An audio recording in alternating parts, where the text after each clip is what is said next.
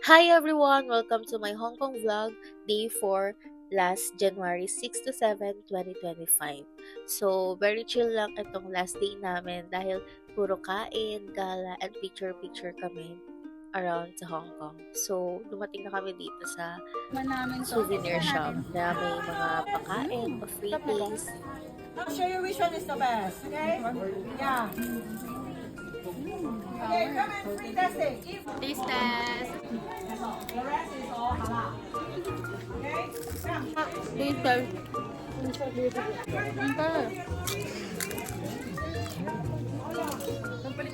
Sarap! Okay, try. Macaroon. Sarap.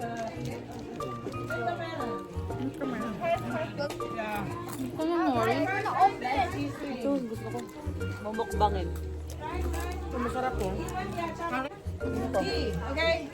Lumabas. Green seaweed tea. Okay, try.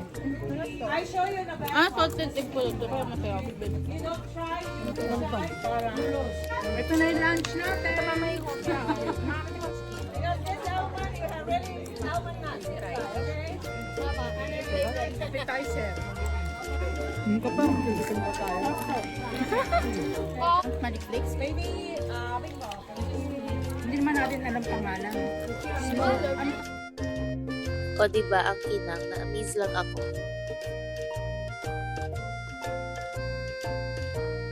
Tapos nautusang magpabari ang bading. Go. Okay, go. Taste test na at kain na. i-mix-mix na natin. Ang hirap kainin na itong noodles na to. Tapos itong chopstick na to, ang tulas pa. So, pahirapan talaga. Kaya puro kat-kat na lang. Ang sarap, pero lasang sabon. Lasang santo talaga. Lasang santang mapa. Parang kahit ito busog na ako eh. Parang side dish lang talaga. So, bali, ito yung mga in-order namin. And tikman ko rin yung sa kanila, syempre. Ay, nahulog. Lasang ano? Burger steak?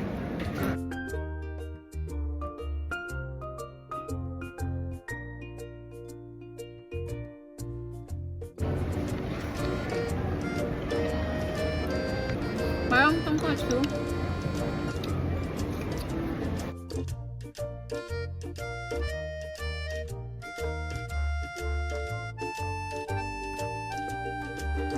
Sunday.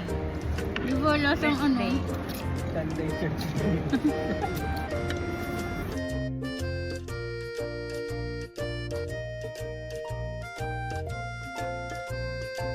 Then, after namin kumain, pumunta kami sa Lungpong Mall para mamili ng mga pasalubong at ng mga kung ano-ano. O, diba, ang daming pamimilian. Tapos, ang mura pa dito ng mga beauty products. Lahat na ng klase, mga Japanese man yan, Korean, lahat na nandito. Tapos, dalawang palapag pa.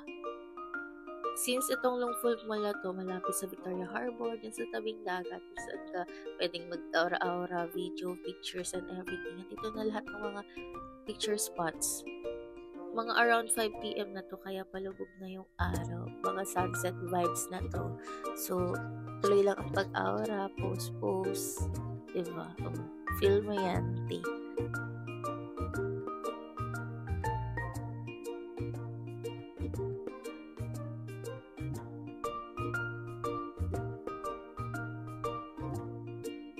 So, ito, naglalakad pabalik dun sa bus namin dahil call time na. Baka maiwan pa kami nun. Then, minadaanan kaming ice cream.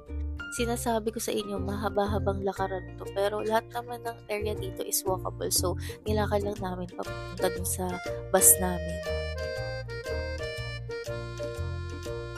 Ang ganda ng sunset ko. Kaya, todo video ako niyan. Lalo ng last day namin dyan sa Hong Kong. Kaya for the go. Although mga 10 or 11 p.m. pa kami, pero syempre inagahan na namin at doon na tumambay para makagala-gala din dyan sa airport. So, tinry naman namin itong gelato combo. 3 flavors na siya. Taste test. Ano to? Lasang alak. Eh, nalasing.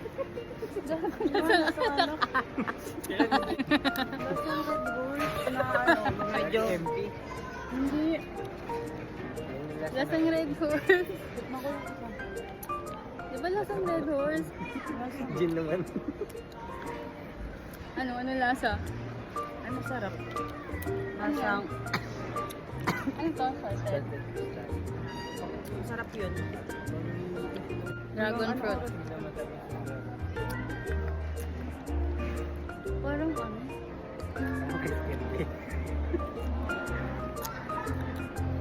Hindi para siyang yung juice. Maasim lumatamis. Ang laki po naman ng tiramisu. Kaya, mali pala dapat yung pangatlo yung Hindi ko kasi naintindihan. Pagdating sa airport, lasing mo. Hindi ko naintindihan yung sinabi. pagod na. Lasang Red Horse talaga. Ayaw, wala ng wasabi. Ha? Lasang wasabi. Then, nag-window shopping lang kami dun sa Disney. Kaya kami nabili kasi mahal. So, pumunta kami dun sa mura, dyan, sa kilo-kilo na pagkain. Then, nag-McDo na kami. Ano to? Honey barbecue ng Hong Kong. Gusto ko yung pagka-barbecue niya, hindi smoking. Then, meron pang seaweed.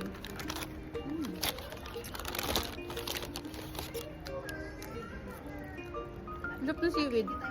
Then, sumakay kami dyan sa bus para ihatid kami dun sa airplane since dun kami sa labas manggagaling. Napakahangin talaga at malamig ng time na to. Then, ayan na. Video lang ako na paangat na yung airplane. Mapapasabi talaga ako na goodbye Hong Kong and thank you dahil naranasan ko itong mga bagay na to. Thank you sa engineering team dahil kompleto kami na lumipad papuntang Hong Kong. Then ayan, bumalik na kami, balik sa mainit na naman. So, huling aura na yan. Nakailang lakad kami niyan dahil ang layo ng parking. Diba? Hanggang labas lakad-lakad pa rin tala yung maleta. Then, ayan, ito na yung mga pasalubong na pinamili ko. Diba, bongga? Thank you po.